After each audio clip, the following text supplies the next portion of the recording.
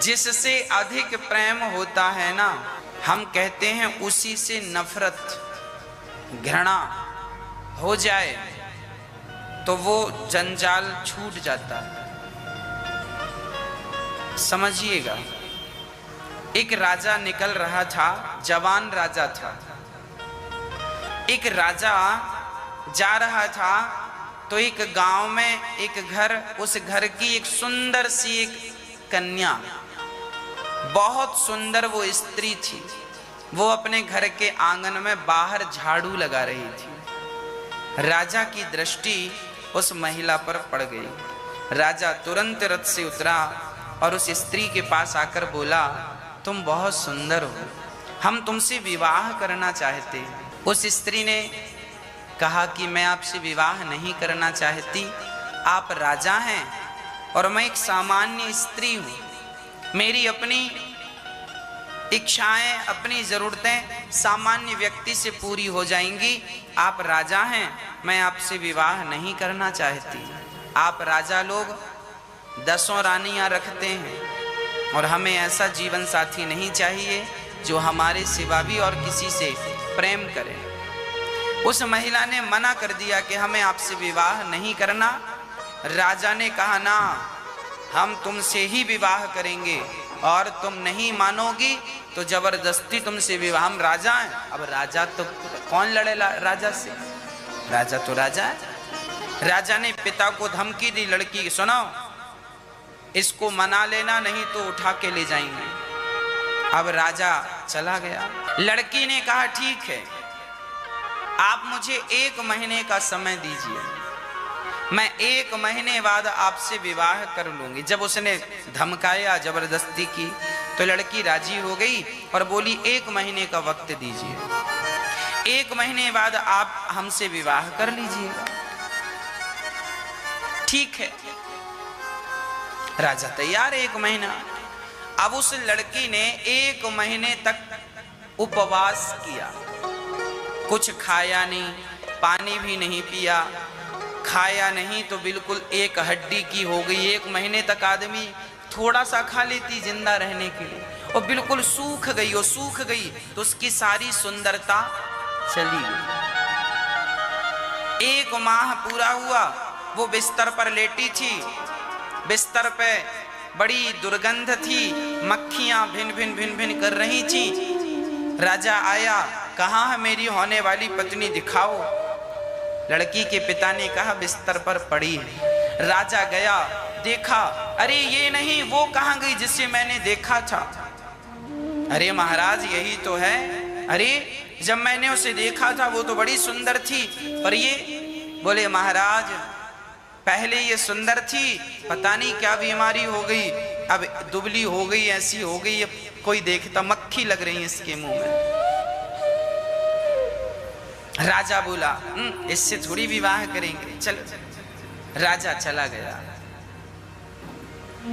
कहने का अर्थ क्या निकला, ये जो आंखें हमारी हैं, जब ये सुंदर स्त्री को देखती हैं, जब ये आंखें सुंदर पुरुष को देखती हैं, तो उसे पाने के लिए लालायित हो जाती है। यदि देखे ही ना, अब राजा ने देखा तो सही सड़ी सी लड़की को, पर कहाँ उसका मन भटका, और सुंदर को देख लिया तो भटक गया मन। तो मन को भटकने के लिए क्या है पता है, जब आंख सुंदर रूप देखती है तो मन उस सुंदरता को पाने के लिए मचल जाता है। और यदि आंख गंदी, अब नाले का पानी, हम गंगा का पानी देखें निर्मल तो मन करेगा चलो पी लें, चलो नहा लें, और नाले का पानी देखें तो मन थोड़ी करेगा नहा लें। आज तक किसी का मन किया कि नाला देखकर आंखों ने नाले को देखा और मन करने लग जाए चलो डुबकी लगाए, पर गंगा को देखने से मन कर जाता है चलो बढ़िया नहा लें। तो मन जो है ये सुंदरता को एक्सेप्ट करता है, अच्छी चीजों को मन एक्सेप्ट, आंख देखती है कि ये स्त्री सुंदर है, ये पुरुष सुंदर है, अब मन उसे कैच कर लेगा, ये मिलना चाहिए। इसलिए कहता हूं, आप अपनी, लोग कहते हैं मन को सुधारो ना, जो लोग कहते हैं मन को सुधारो वो लोग अभी कच्चे हैं। मन को ना सुधारो, अपनी दृष्टि को सुधारो, आंखों को सुधारो। मन को ना सुधारो, अपने कान को सुधारो। कान, किसी की बुराई ना सुनो, कान सुधरेंगे। मन ना सुधारो, अपनी जिह्वा को सुधारो। देखिए सारा जंजाल ना इस आंख का है। आहा, मिठाई की दुकानों के पास से आप निकले, खुशबू आ गई मिठाई की, और देख लिया कि बढ़िया बढ़िया खोवे की जलेबियां निकल रही है और देसी घी की। आंखों ने जलेबियां देखी, सुगंध नाक ने ली, तुरंत दोनों ने मन से कह दिया, ए मन जरा कहो कि खाना है। आंख तो खा नहीं सकती, नाक तो खा नहीं सकती। नाक गंध लेकर के जलेबी की, आंख जलेबी को देखकर मन से कहती है चलो इसे लो। फिर मन आपसे कहता है सुनो साहब ये जलेबियां बढ़िया निकल रही, थोड़ा सा। मन देखिए, मन भी ज्यादा परेशान नहीं है। आंख यदि कंट्रोल हो जाए, सारी फसाद की जड़ आंख है। जो आदमी अंधा होता है ना, उसका मन इतना चलायमान नहीं होता जितना चलायमान आंख वालों का मन होता है। इसका अर्थ ये है कि मन तो इंद्रियों के अधीन है ना। भाई हम बाजार से जा रहे हैं, रास्ते में मिठाई की दुकान है, आंखों ने देख लिया, देखा तो अपने आप इच्छा हो जाती है। आपने कपड़ों की दुकान से निकले, कोई बढ़िया सी दुकान कपड़ों की नजर आई, कपड़ा दिखा, जब देखा तब तो मन होगा, बिना देखे तो मन नहीं होगा।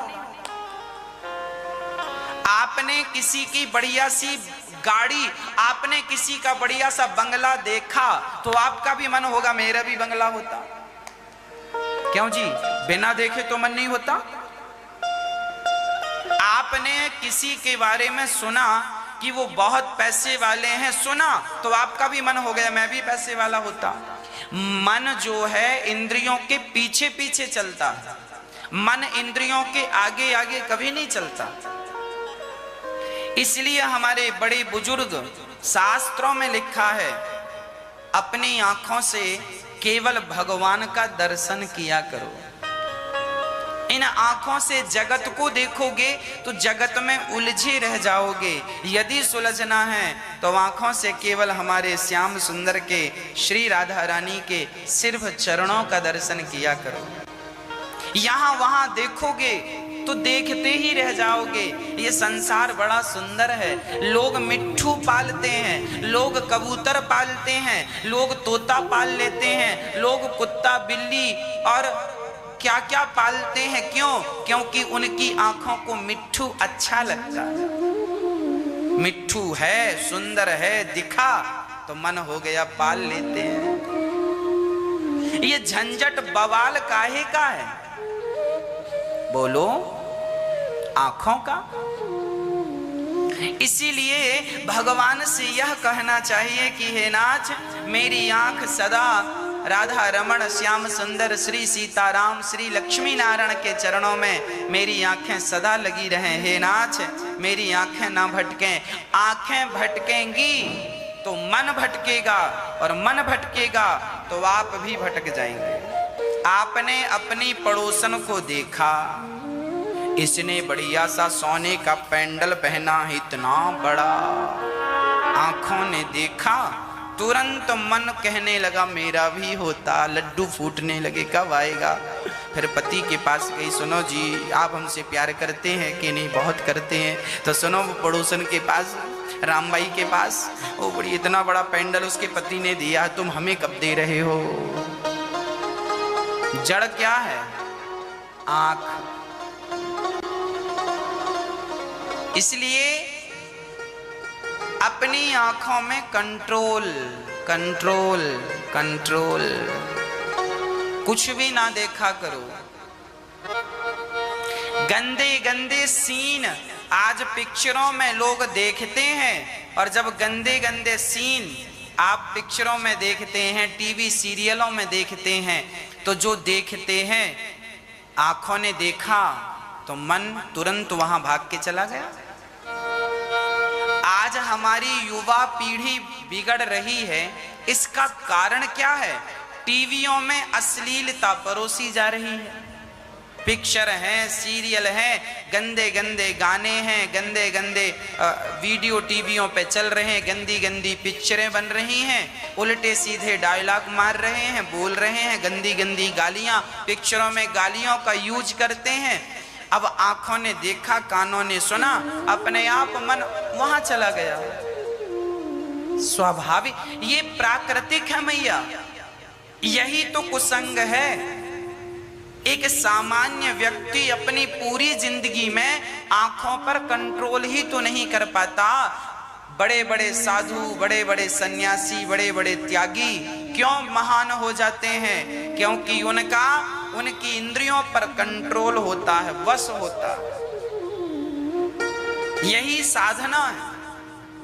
आंख तो कुछ भी देखेगी, मन तो कुछ भी चाहता है, पर ना आपका विवेक, आपका संस्कार, आपका सत्संग आपको रोकेगा। ये गलत है ना, वहां नहीं जाना, गलत रास्ते। राम जी 14 साल के लिए जंगल में थे। सीता माता जंगल में रह रह के जरा सांवली हो गई, सुंदर बन के सूर्पनखा आ गई और राम जी को मोहित करने लगी। हमें भी देखो, हमें भी। देखिए ये स्त्रियां, सूर्पनखा जैसी स्त्रियां राम को लुभा रही हैं।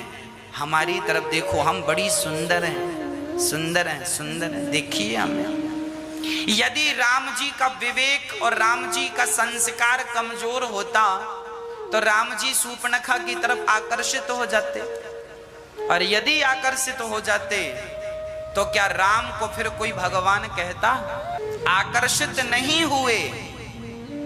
सूर्पनखा का जादू राम पर नहीं चला, इसलिए तो राम भगवान हैं। आप भी किसी स्त्री के चक्कर में पड़ गए तो उसका जादू आप पर चल गया, तो फिर आप महान कैसे बनेंगे? हम इसीलिए कहते हैं सारा संसार घूमना चाहिए, सारा संसार देखो, पर किसी का जादू आप पर ना चले। आप पर तो केवल बिहारी जी का जादू चल जाए, केवल उनके चरणों में अनुराग हो। यही इस मानव तन की, मानव जीवन की सार्थकता है। यदि आप उलझ गए, और मैं बार बार कह रहा हूं, ये आंख बड़ी फंसाने और उलझाने वाला। लोग कहते हैं मन बुरा है, सारा कसूर मन का नहीं होता। अरे मन को कहा किसने? आंखों ने तो कहा। आप जरा शांति से विचार करके देखिए, किसी का मन जलेबी खाने का नहीं होता। जब जैसे मैंने जलेबी की बात कही ना, आपने सुना, आपका भी मन होने लगा। अभी मैं कहूं कि बढ़िया ककड़ी को काटा जाए और ककड़ी में बढ़िया सा नमक लगा करके हल्की सी मिर्ची डाली जाए और ककड़ी बढ़िया खाई जाए। जब मैं यूं बातें करूंगा तो आपकी जीभ में पानी अपने आप आ जाएगा। आएगा कि नहीं साहब? बढ़िया सा आम, कच्चा आम है, उसको छील करके और बढ़िया सा नमक धुरक करके बढ़िया आनंद से जरा उसको खाया जाए, क्या मजा आएगा ना। आम हम केवल बात करेंगे तो आपकी जीभ में पानी आ जाएगा। अरे आपने सुना इसलिए तो पानी आया। अब आप सुन चुके हैं कि आम बढ़िया कच्चा मिल जाए और उसकी जरा चटनी बन जाए और थोड़ी सी धनिया डाल करके, थोड़ी सी मिर्ची, थोड़ा सा नमक डाल के और चटनी बन जाए और फिर उसको रोटी के साथ खाएं, बढ़िया, वाह मजा आ जाए। चटनी रोटी, चटनी चावल खाएं, क्या होगा? आपकी जीभ में पानी आ गया कि नहीं? क्या अर्थ है मेरी माँ? हम मोतीचूर के लड्डू मिल जाते तो बढ़िया देसी घी डाल करके अधौटा भर खूब लड्डू खाते।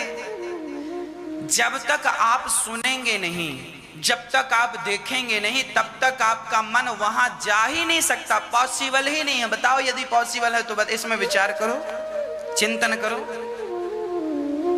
आपने सुना ही नहीं, आपने देखा भी नहीं, जब सुना ही नहीं किसी के बारे में, देखा ही नहीं, तो मन क्यों जाएगा साहब। बिहार में लोग लिट्टी और चोखा खाते हैं, बिहार में लिट्टी और चोखा खाते, लिट्टी चोखा है बढ़िया। उत्तर प्रदेश में दही और चिवड़ा खाते हैं, दही चिवड़ा। तो कहीं कढ़ी और चावल खाते हैं, तो पंजाब में राजमा चावल खाते हैं, तो कहीं पर दाल बाफले खाते हैं, तो कहीं की रबड़ी फेमस है, तो कहीं के रसगुल्ले फेमस है। अरे भाई सिंपल है। आपने जो गुजरात के लोग हैं, गुजरात में तो जानते हैं फाफड़ा जलेबी प्रसिद्ध है, फाफड़ा जलेबी, वहां जलेबी फाफड़ा खाते हैं, फाफड़ा जलेबी और बहुत सारी खाने की चीजें हैं। अब ये बताओ, गुजरात में फाफड़ा जलेबी है और बिहार में लिट्टी चोखा है। क्या बिहार के लोग कभी फाफड़ा जलेबी खाने की इच्छा करेंगे? नहीं। और कभी गुजरात के लोग लिट्टी चोखा खाने की इच्छा करेंगे? नहीं, क्योंकि गुजरात के लोगों ने लिट्टी चोखे के बारे में ना तो सुना है, ना तो उसे कभी देखा है। जब देखा नहीं, सुना नहीं, तो खाने का मन बिल्कुल नहीं होगा। और बिहार के लोग, उन्होंने कभी फाफड़ा जलेबी खाया नहीं, तो ना खाने की इच्छा होगी, ना तो देखा। देखेंगे, सुनेंगे तो इच्छाएं होंगी, तो मन कहेगा। इसलिए कहता हूं कि मन को कंट्रोल करना है तो आंखों पे कंट्रोल कीजिए, कानों पे कंट्रोल। इसीलिए आंखों से केवल भगवान का दर्शन कीजिए, कानों से केवल भगवान की कथा सुनिए। यदि ये दो आदतें आ गई तो अपने आप आपका मन वश में हो जाएगा। कोई भी आपका मन भटका नहीं सकता। मन तब भटकता है जब आप संसार में बहुत भटकते हैं, घूमते हैं, देखते हैं, सुनते हैं। क्या आपका भी मन बार बार भटकता है? कभी पढ़ाई में मन नहीं लगता, कभी काम में मन नहीं लगता, और कई बार तो ऐसा हो लगता है कि मन बस हमारी सुनता ही नहीं। लेकिन क्या आपने सोचा है, अगर मन को काबू में करना सीख जाएं तो ज़िंदगी कितनी आसान हो सकती है। आज हम आपको बताएंगे मन को कंट्रोल करने के कुछ ऐसे गहरे राज, जिन्हें जानकर आप खुद को एक नई दिशा दे पाएंगे। वीडियो को अंत तक जरूर देखें, क्योंकि यह सिर्फ ज्ञान नहीं, आपके जीवन को बदलने का पहला कदम है। अब सवाल ये है कि आखिर मन भटकता क्यों है?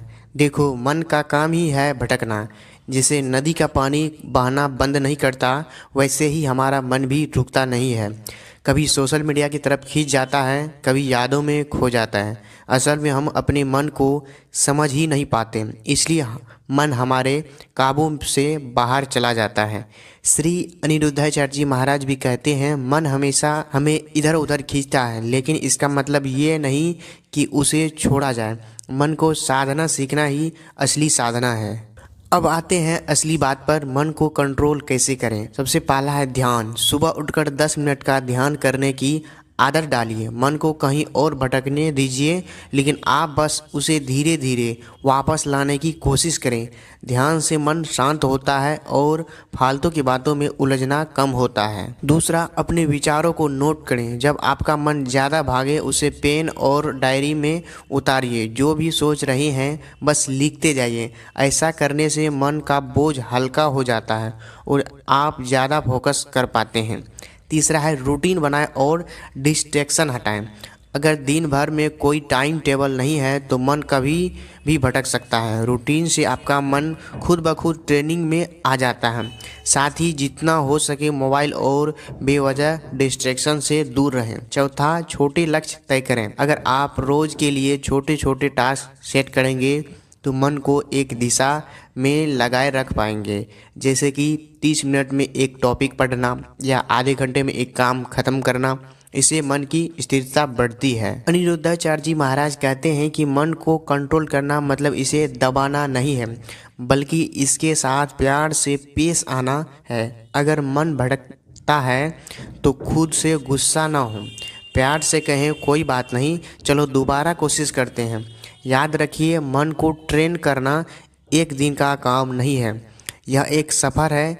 जितना धैर्य रखेंगे उतना ही जल्दी मन को काबू में कर पाएंगे। तो दोस्तों, मन को कंट्रोल करना कोई जादू नहीं है, बल्कि एक आदत है। थोड़ी थोड़ी कोशिश और धैर्य से आप अपने मन के मालिक बन सकते हैं। ध्यान, रूटीन, छोटे लक्ष्य और खुद से प्यार, ये सब मिलकर आपके मन को स्थिर करेंगे। याद रखिए, मन जीतने वाले ही असली विजेता होता है। अगर यह वीडियो आपको पसंद आई हो तो इसे लाइक करें और शेयर करें, और हमारे चैनल को सब्सक्राइब करना ना भूलें। आपका मन भटकता है या नहीं, हमें कमेंट में बताएं और अपने अनुभव को भी शेयर कीजिए। मिलते हैं अगली वीडियो में, तब तक के लिए अपने